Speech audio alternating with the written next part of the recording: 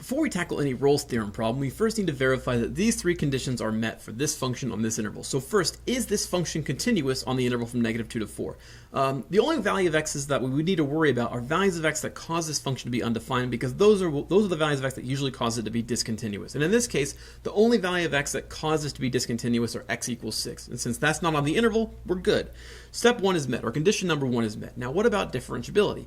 Differentiability are things like x to the 1/3, or absolute value of x, or something like x to the 2/3. And because I don't see any of those things inside my function, I'm fairly certain that my graph is also differentiable. The last condition I need to check is the function at the value of -2 equal to the value of the function at x equals 4. So we're going to plug in -2 to start. F of -2 equals -2 squared is 4, -2 times -2 is +4, 4 plus 4 is 8, minus 8 is 0, divided by -2 minus 6 is -8, but 0 divided by -8 is 0. Okay, how about f of 4? When I plug in 4, I get 16 minus 8, which is 0, divided by 4 minus 6 is -2, but 0 divided by -2 is also 0. Because the value of the function at -2 equals the value of the function at 4, we've satisfied our third condition. Okay, now that those conditions are met, here's all we need to do. We need to take the derivative of this guy and set it equal to 0. The derivative of x squared minus 2x minus 8 over x minus 6 is going to require the quotient rule. So we're going to do low d high.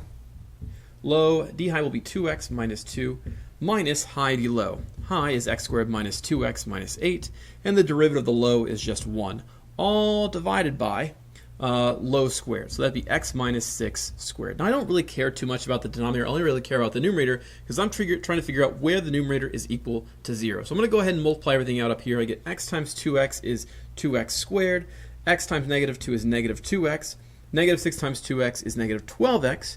-6 times -2 is plus 12. And then I have minus x squared.